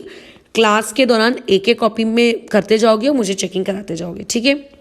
देखो KCl plus CrCl3 plus Cl2 plus H2O। फटाफट यहाँ पे ऑक्सीडेशन स्टेट किस किस की निकाल रहे हो वो देख लो। तो यहाँ पे हम ऑक्सीडेशन स्टेट किसकी निकाल रहे हैं, क्रोमियम की। तो K2Cr2O7 डी ब्लॉक एलिमेंट्स पढ़ चुके हो। K2Cr2O7 में क्रोमियम की ऑक्सीडेशन स्टेट कितनी होती है, रटा हुआ रहना चाहिए, 6। तो यहाँ पे क्रोमियम की ऑक्सीडेशन स्टेट है 6। HCl में Cl की ऑक्सीडेशन स्टेट कितनी है, -1। अब देखो HCl में आपके Cl की ऑक्सीडेशन स्टेट थी -1। अब पहले तो क्रोमियम ढूंढो राइट हैंड साइड में, तो राइट हैंड साइड में क्रोमियम इधर है, तो मैंने इसकी ऑक्सीडेशन स्टेट निकाली और आ गई +3। अब कई लोग आर्ग्यूमेंट करने लगते हैं कि मैडम राइट हैंड साइड में तो क्लोरीन 3 जगह है, तो हम किस स्पीशीज में क्लोरीन की ऑक्सीडेशन स्टेट निकालेंगे। तो यार CrCl3 में क्लोरीन की ऑक्सीडेशन स्टेट नहीं निकालोगे, क्योंकि CrCl3 में आपको Cr निकालना है, तो क्लोरीन आपके लिए नॉन होना चाहिए। अब बचते हैं 2 KCl और Cl2। तो KCl में भी नहीं निकालोगे क्योंकि KCl एक सॉल्ट है और सॉल्ट में आप लोगों की जो ऑक्सीडेशन स्टेट होती है वो फिक्स होती है। तो एक्चुअली हम किसके रिस्पेक्ट में निकालेंगे, Cl2 के रिस्पेक्ट में। तो हम लोगों के लिए जो टाइम पास स्पीशीज हो गई वो कौन सी हो गई, एक KCl हो गई और एक हो गई हमारे लिए H2O, ठीक है। तो हो सकता है किसी रिएक्शन में एक भी टाइम पास स्पीशीज ना हो सकता है किसी रिएक्शन में बहुत सारी टाइम पास स्पीशीज हो, एक रिएक्टेंट में हो एक प्रोडक्ट में हो सकता है दोनों रिएक्टेंट में हो सकता है दोनों प्रोडक्ट में हो। तो ऐसा कोई जनरल रूल नहीं है। अच्छा, अभी ऑक्सीडेशन किसका हो रहा है, K2Cr2O7, ये कन्वर्ट हो रहा है Cr। एक मिनट, मैं बार बार ना वही करती हूँ, ऑक्सीडेशन मेरे को लिखने की आदत, छोड़ो रुको। हाँ, ऑक्सीडेशन किसका हो रहा है आप लोगों का, ये मैंने यहाँ 2 लिख दिया यार, फालतू के। हाँ, HCl कन्वर्ट हो रहा है Cl2 में, और रिडक्शन किसका हो रहा है, K2Cr2O7, ये कन्वर्ट हो रहा है CrCl3 में। पहले ये हो गई स्टेप नंबर 1। स्टेप नंबर 2 में एटम बैलेंस करो, क्या हो जाएगा, 2 टाइम्स ऑफ HCl, एरो के यहाँ पे Cl2। यहाँ पे एटम्स बैलेंस करने की नीड है, बिल्कुल। लेफ्ट हैंड साइड में 2 क्रोमियम है और राइट हैंड साइड में एक भी क्रोमियम नहीं है, तो यहाँ आएगा 2 टाइम्स ऑफ CrCl3। अब उसके बाद क्या होगा, थर्ड स्टेप में बताओ, आपको थर्ड स्टेप में चार्ज बैलेंस करना है। तो चार्ज बैलेंस करते वक्त याद रखना, यहाँ जो क्लोरीन की ऑक्सीडेशन स्टेट है वो x इक्वल टू -1 है, x इक्वल्स टू -1, और जो हम लोगों को राइट हैंड साइड में है वो 2x इक्वल्स टू 0 है। तो 2x की नज़र से देखोगे तो ये भी -2 क्रिएट हो रहा है, और ये 2x की नज़र से देखोगे तो ये 0 क्रिएट है, तो 2 का चेंज हो रहा है, वो भी ऑक्सीडेशन में। तो क्या होगा, 2 टाइम्स ऑफ HCl, एरो देकर Cl2 plus 2 times of what, electrons. यहाँ पे कोई तकलीफ तो नहीं है, ठीक है। अब उसके बाद आ जाते हैं K2Cr2O7 में। तो K2Cr2O7 में क्या होगा, ये जो x इक्वल टू 6 है और राइट हैंड साइड में x इक्वल टू 3 है, बट यहाँ तो 2 क्रोमियम है, तो 2 क्रोमियम के लिए ऑक्सीडेशन स्टेट कितनी होगी, 2x इक्वल्स टू 12। वैसे ही ये कितना हो जाएगा, 2x इक्वल्स टू 6। याद रखना, अगर एक तरफ x है और दूसरी तरफ 2x है तो आपको 2x को x नहीं बनाना है, बल्कि जो x है उसको 2x बनाना है, ठीक है। तो कितने का चेंज हो रहा है, 6 का चेंज हो रहा है। तो आप यहाँ पे बैलेंस करोगे इलेक्ट्रॉन्स को 6, तो क्या हो जाएगा, K2Cr2O7, एरो देके प्लस करके कितने, 6 इलेक्ट्रॉन्स, फिर एरो आएगा 2 टाइम्स ऑफ CrCl3। ये इस तरीके से डन हो गया। अच्छा, पॉइंट नंबर 4 में आ जाते हैं। पॉइंट नंबर 4 में हमें क्या करना रहता है, हमें इलेक्ट्रॉन्स बैलेंस करने होते हैं। तो इलेक्ट्रॉन्स बैलेंस करना बहुत ही आसान है। इक्वेशन नंबर 1 को आप मल्टीप्लाई कर दो 3 से, कितना हो जाएगा, 6 HCl, ये हो जाएगा 3 Cl2, और ये हो जाएगा आपका 6 इलेक्ट्रॉन्स। फिर इसको आप ऐड कर दो ऊपर की इक्वेशन से, K2Cr2O7 प्लस 6 इलेक्ट्रॉन्स, और यहाँ पे आ गया 2 टाइम्स ऑफ CrCl3। ये दोनों कैंसिल आउट हो गए, तो क्या बचा आपके पास, 6 HCl प्लस K2Cr2O7, एरो देकर 3 times of Cl2 plus 2 times of CrCl3। अब तुम एक बार ये चेक कर लो, क्या कहीं पर भी आपने कोई टाइम पास स्पीशीज छोड़ तो नहीं दी थी रिएक्शन को बैलेंस करते वक्त, तो आपने छोड़ दी थी। आपने क्या किया था, राइट हैंड साइड में H2O और राइट हैंड साइड में KCl, इसको भूल गए थे, तो इसको लिख दो, 6 times of HCl plus K2Cr2O7, arrow दे के क्या था, KCl था, प्लस 3 टाइम्स ऑफ Cl2 है, प्लस 2 टाइम्स ऑफ CrCl3 है, और प्लस एक H2O था, बराबर। अब चेक करो एटम बैलेंस है क्या, तो पोटेशियम बैलेंस नहीं है, ठीक है। तो पोटेशियम की बैलेंसिंग करनी पड़ेगी, यहाँ मैंने 2 लिख दिया। क्या क्लोरीन बैलेंस, क्रोमियम चेक करो, क्रोमियम बैलेंस है। अब क्लोरीन चेक करो, तो लेफ्ट हैंड साइड में 6 क्लोरीन है और राइट हैंड साइड में बहुत ज़्यादा है, 3 2 6, 2 3 6, 6 और 6 12, 14 क्लोरीन्स हैं। तो मुझे यहाँ पे ऐसे मतलब क्या मैं ऐसा करूँ कि इस तरफ भी 14 क्लोरीन्स आ जाएं, ऐसा मैं क्या करूँ, क्योंकि 6 क्लोरीन है मेरे पास, मुझे 8 क्लोरीन और चाहिए। तो बेसिकली मुझे यहाँ पे क्या करना पड़ेगा, आप लोगों का जो HCl है, ये 8 HCl मुझे ऐड करना पड़ेगा। क्यों 8 HCl मैं ऐड कर रही हूँ, ताकि पहले के 6 क्लोरीन और यहाँ के 8 क्लोरीन, टोटल 14 क्लोरीन मेरे बैलेंस हो जाए।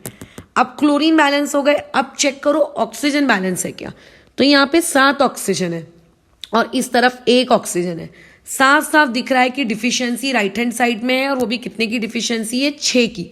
तो मैं यहाँ पे क्या करूँगी, 6 H2O मैंने ऐड कर दिया, ठीक है। तो अब अगर कोई मुझे ओवरऑल रिएक्शन कहने को लिखेगा तो क्या हो जाएगा, 14 times of HCl plus K2Cr2O7, इधर आ जाएगा 2 टाइम्स ऑफ KCl, प्लस आ जाएगा 3 times of Cl2 plus 2 times of CrCl3 plus 7 times of H2O। बस डन, खत्म।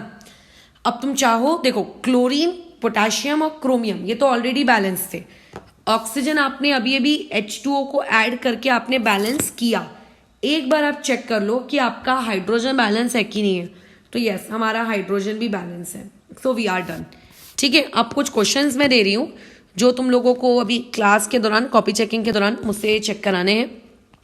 Cr2O7 2 नेगेटिव, ठीक है। अच्छा, अगर वो Cr2O7 2 नेगेटिव है तो टेंशन मत लो, वो कोई और नहीं बल्कि K2Cr2O7 है। बट अगर क्वेश्चन में K2 वर्ड नहीं यूज किया है तो आप भी नहीं करोगे, और उसमें घबराने की नीड नहीं है कि फिर अब हम ऑक्सीडेशन स्टेट कैसे निकालें। इससे पुरानी वाली क्लासेस में ऑक्सीडेशन स्टेट निकालना तुम लोगों को ऑलरेडी सिखाया है, ठीक है। अच्छा, तो ये वाला काम तुम करोगे और चेक कराओगे। उसके अलावा अब एक और क्वेश्चन है, Cl2 plus IO3 negative plus OH negative. देखो OH नेगेटिव मतलब ये रिएक्शन कौन से मीडियम में गई है, बेसिक मीडियम में गई ये रिएक्शन, ठीक है। प्लस Cl नेगेटिव और यहाँ पे क्या आ जाएगा आपका H2O। इसको करोगे, बेसिक मीडियम होने से कोई टेंशन मत लेना, बस जो तुम्हारी एक्स्ट्रा स्पीशीज है, जो टाइम पास स्पीशीज है, उन टाइम पास स्पीशीज को बाद में हम देखते बैठेंगे उनका हमें क्या करना है। लेकिन हाँ, बेसिक मीडियम के साथ काम करने वाला एक इलस्ट्रेशन मैं तुम्हें करवा देती हूँ, क्योंकि बेसिक मीडियम वाला मैंने करवाया नहीं है, तुम्हें बनेगा नहीं बाद में। तो चलो बेसिक मीडियम वाली चीज चेक करो। सबसे पहले ऑक्सीडेशन नंबर देखो, Cl2 की यहाँ पे ऑक्सीडेशन स्टेट क्या है 0, यहाँ कितनी है -1। यानी कि अगर मैं कॉलम बनाती हूँ रिडक्शन का, तो रिडक्शन वाले कॉलम में Cl2 कन्वर्ट हो रहा है Cl नेगेटिव में, और अगर मैं कॉलम बनाती हूँ ऑक्सीडेशन का, तो IO3 नेगेटिव में I की ऑक्सीडेशन स्टेट +5 है, और वहां जाकर वो ऑक्सीडेशन स्टेट हो गई +7। यानी कि IO3 नेगेटिव कन्वर्ट हो चुका है IO4 नेगेटिव में, बराबर। ये हो गई स्टेप नंबर 1। स्टेप, अच्छा, इसमें हमारी टाइम पास स्पीशीज कौन है, OH नेगेटिव, और यहाँ पे टाइम पास स्पीशीज कौन है, H2O। अब आ जाते हैं स्टेप नंबर 2 में। स्टेप नंबर 2 में एटम बैलेंस करो। तो ऑक्सीडेशन में तो ऑलरेडी एटम बैलेंस्ड है, रिडक्शन में बैलेंसिंग की नीड है, तो रिडक्शन साइड में बैलेंसिंग कर लेते हैं। ये हो गया, ठीक है, ये हो गया Cl2, इधर पे arrow 2 times of Cl negative. अब उसके बाद थर्ड स्टेप में हमको चार्ज बैलेंस करना है। तो चार्ज बैलेंस करते वक्त देखो, ये x = 5 है और ये x = 7, मतलब दोनों तरफ I एक एक क्वांटिटी में है, तो 2 का चेंज हुआ डायरेक्ट। ऑक्सीडेशन में चेंज हम किस तरफ लिखते हैं, राइट हैंड साइड लिखते हैं। तो IO4 नेगेटिव प्लस में कितना आ जाएगा 2 इलेक्ट्रॉन्स। अच्छा, अब उसके बाद यही सेम ऑक्सीडेशन का कंसेप्ट राइट हैंड साइड लगाओ, लेकिन लेफ्ट राइट हैंड साइड में यानी कि रिडक्शन पार्ट में Cl2 है, यानी कि x = 0, यानी कि 2x = 0। 2x के लिए मैं क्यों लिख रही हूं, क्योंकि 2 क्लोरीन है, और राइट हैंड साइड में हमारी बैलेंसिंग की वजह से 2 क्लोरीन हुए, बट ओरिजिनली तो एक ही क्लोरीन Cl नेगेटिव था ना, यानी कि x = -1 था ओरिजिनली, बट क्योंकि लेफ्ट हैंड साइड में ऑलरेडी 2 क्लोरीन है, तो मुझे राइट हैंड साइड की ऑक्सीडेशन स्टेट भी 2 क्लोरीन के रिस्पेक्ट में ही लिखनी है, तो -2 होगा, और चेंज क्रिएट हो रहा है कितने का, 2 इलेक्ट्रॉन का। और रिडक्शन में हम ये चेंज किस तरफ लिखते हैं, लेफ्ट हैंड साइड लिखते हैं। इस तरीके से चार्ज बैलेंस हो गया। Point number 4, step number 4, electrons balance होने चाहिए, वो ऑलरेडी है। तो अगर मैं इन दोनों रिएक्शंस को, इक्वेशन 1 को और इक्वेशन नंबर 2 को अगर मैं ऐड करूंगी, तो मेरे इलेक्ट्रॉन्स कट जाएंगे, और जो नेट रिएक्शन मेरे पास आएगी वो होगी IO3 नेगेटिव प्लस Cl2 बैरो IO4 नेगेटिव और plus 2 times of Cl negative. इतना बैलेंस करने के बाद आपको स्टेप नंबर 5 में ये चेक करना है, क्या आपसे कहीं कोई टाइम पास स्पीशीज, मतलब यूजुअली रिएक्शन में हम क्या करते हैं, सिर्फ ऑक्सीडेशन पार्ट को लिखते हैं और रिडक्शन पार्ट को लिखते हैं, टाइम पास स्पीशीज हमसे छूट जाती है। तो कहीं आपसे रिएक्शन में कोई टाइम पास स्पीशीज छूट तो नहीं गई है, तो छूटी है। 2 टाइम पास स्पीशीज थी इस क्वेश्चन में, एक थी OH नेगेटिव और एक थी H2O, तो उनको लिख दो जहां जहां वो थी। OH negative left hand side में थी और H2O राइट हैंड साइड में थी। टाइम पास स्पीशीज को लिखने के बाद अब आप चेक करो क्या आपके पास एटम्स बैलेंस है क्या। तो I तो देखो बैलेंस है, ठीक है। हाइड्रोजन ऑक्सीजन को सबसे आखिरी में चेक करना, I तो बैलेंस है, क्लोरीन भी बैलेंस है। अब चेक करते हैं हम ऑक्सीजन को। तो लेफ्ट हैंड साइड में जो मेरे पास ऑक्सीजन की क्वांटिटी है वो है 4, और राइट हैंड साइड में मेरे पास जो ऑक्सीजन की क्वांटिटी वो है 5। यानी कि इस बार, एक मिनट अच्छे से लिख लेती हूँ, लेफ्ट हैंड साइड में जो मेरे पास नंबर ऑफ ऑक्सीजन एटम है वो कितने हैं इस बार 4, और राइट हैंड साइड में मेरे पास अभी जो नंबर ऑफ ऑक्सीजन एटम है वो कितने हैं आप लोगों के 5। तो इस बार डिफिशियंसी किस तरफ है, लेफ्ट में। कितने की, एक ऑक्सीजन की। तो कितने H2 ऐड करेंगे, एक H2 ऐड करेंगे। तो कितना हो जाएगा iO3 negative plus Cl2 plus OH negative जो कि पहले से था प्लस एक H2O, और इधर क्या आ जाएगा iO4 negative plus 2 times of Cl negative plus H2O। और एक बार चेक कर लो क्या आपके हाइड्रोजन बैलेंस है क्या, आप एक बार वो चेक करो। तो हाइड्रोजन लेफ्ट हैंड साइड में कितने हैं चेक करिए, 3, और राइट हैंड साइड में हाइड्रोजन कितने हैं, 2, यानी कि हाइड्रोजन बैलेंस नहीं है। यानी कि यहाँ पे तो गड़बड़ा गई सिचुएशन, यहाँ तो हाइड्रोजन बैलेंस ही नहीं है। फिर अब क्या करें, तो यहाँ पे हाइड्रोजन बैलेंस हो जाएंगे। ठीक है, शांति से देखते हैं कैसे होंगे। पहले ध्यान दो, तुम्हें नहीं लगता ये वाला H2 और ये वाला H2 कट गया मैथमेटिक्स के जैसे, अरे हाँ ये तो कट रहा है। तो जब ऐसा कटने वाली सिचुएशन हो ना, काट दिया करो। जैसे कैसा रहता है x+3 इक्वल टू x+2, तो x कट जाता, तो वैसे ही मैंने किया है, कट गया। Okay done. अब क्या हो जाएगा iO3 negative plus Cl2 plus OH negative arrow iO4 negative plus 2 Cl negative. एक बार ना फिर से चेक कर लो कि आपके एटम्स की बैलेंसिंग कहीं बिगड़ तो नहीं गई, तो नहीं बिगड़ी, लेकिन ऑक्सीजन और हाइड्रोजन के रिस्पेक्ट में चेक करो। ऑक्सीजन तो नहीं बिगड़ा बट हाइड्रोजन स्टिल बिगड़ा हुआ है। कैसे, OH नेगेटिव। अब मैं क्या करूं, मेरे पास OH नेगेटिव में एक हाइड्रोजन है और राइट हैंड साइड में तो मेरे पास एक भी हाइड्रोजन नहीं है। तो अब क्या करें यहाँ पर, अब आपको थोड़ा सा गड़बड़ वाला सेंस आ गया होगा कि यहाँ पे कुछ गड़बड़ घोटाला हो चुका है। ठीक है, तो एक गड़बड़ घोटाला यहाँ पे चार्ज का भी है, इसीलिए बेसिक मीडियम में ना थोड़ा ख्याल रखना पड़ता है। यहाँ पे देखो -1 का चार्ज है, यहाँ कितने का चार्ज है, -1 का। यहाँ कितने का, मतलब टोटल रिएक्टेंट पे -2 का चार्ज है। हम तो चार्ज बैलेंस करते आ रहे थे बट फिर भी देखो गड़बड़ हो गई है। राइट हैंड साइड में -1 का चार्ज है और ये -2 का चार्ज है, क्योंकि 2 क्लोरीन है ना, तो टोटल चार्ज यहाँ कितना है, -3। तो अब जहां पे चार्ज ज्यादा होता है, चार्ज ज्यादा कहाँ पे, मोर चार्ज, इसकी तरफ ज्यादा चार्ज है, इस चार्ज को कम करो सच दैट कि लेफ्ट हैंड साइड का चार्ज और राइट हैंड साइड का चार्ज इक्वल हो जाए। तो कैसे कर में कम करें, कैसे कम करें इसके चार्ज को, एक तरीका है, आप राइट हैंड साइड में एक H+ इंट्रोड्यूस कर दो। आप राइट हैंड साइड में क्या इंट्रोड्यूस कर दो, एक H+ इंट्रोड्यूस करने से 2 फायदे। जो चार्ज -3 था, एक H+ के आ जाने से वो पहले तो -2 हो जाएगा, और दूसरी बात हमारा हाइड्रोजन भी तो बैलेंस नहीं हो रहा था, अब हमारा हाइड्रोजन भी बैलेंस हो गया, बस खत्म, डन। तो इस तरीके से एसिडिक मीडियम में और आप लोगों के बेसिक मीडियम में हम लोगों को बैलेंसिंग करनी पड़ती है। ठीक है, तो ऐसा जरूरी नहीं है कि हर बार ऑक्सीजन को बैलेंस करने के बाद आप लोगों का क्या कहते हैं, हाइड्रोजन भी बैलेंस हो जाता है, ऐसा नहीं होता। आपको कई बार हाइड्रोजन बैलेंस नहीं होता है, और कई बार जब हाइड्रोजन बैलेंस नहीं होता है तो बहुत ही सिंपल तरीके से आप देखते हो कि लेफ्ट में कितने हाइड्रोजन है, राइट में कितने हाइड्रोजन है, एक सर्टेन नंबर से मल्टीप्लाई करके आप उसको बैलेंस कर देते हो। लेकिन कई बार सिचुएशन ऐसी आती है कि एक तरफ हाइड्रोजन होते ही नहीं है और ऊपर से आखिरी की स्टेप में पहुंचते पहुंचते आप लोगों का जो चार्ज होता है वो भी डिस्टर्ब हो जाता है। So in that case you have to consider at the rate last की हमेशा चेक करो कि लेफ्ट हैंड साइड का और राइट हैंड साइड का जो टोटल चार्ज है वो इक्वल आना चाहिए। अगर नहीं आ रहा है तो जिस तरफ ज्यादा चार्ज होता है उस तरफ आप H+ प्रोवाइड करो। H+ प्रोवाइड करने से आपका जो चार्ज है वो बैलेंस हो जाएगा। ठीक है, तो ये थी ऑक्सीडेशन नंबर मेथड, इसको अभी हम लोग यहाँ पे ओवर करते हैं। 6-7 इलस्ट्रेशन हमने लिए हैं। कल की जो क्लास रहेगी उसमें हम लोग नेक्स्ट मेथड सीखेंगे, that is ion electron method. But ion electron method को करने से पहले आप लोगों को अपनी कॉपी चेकिंग करानी है इस ऑक्सीडेशन नंबर मेथड की, और ऑक्सीडेशन नंबर मेथड के बाद फिर हम लोग पढ़ेंगे नेक्स्ट आयन इलेक्ट्रॉन मेथड।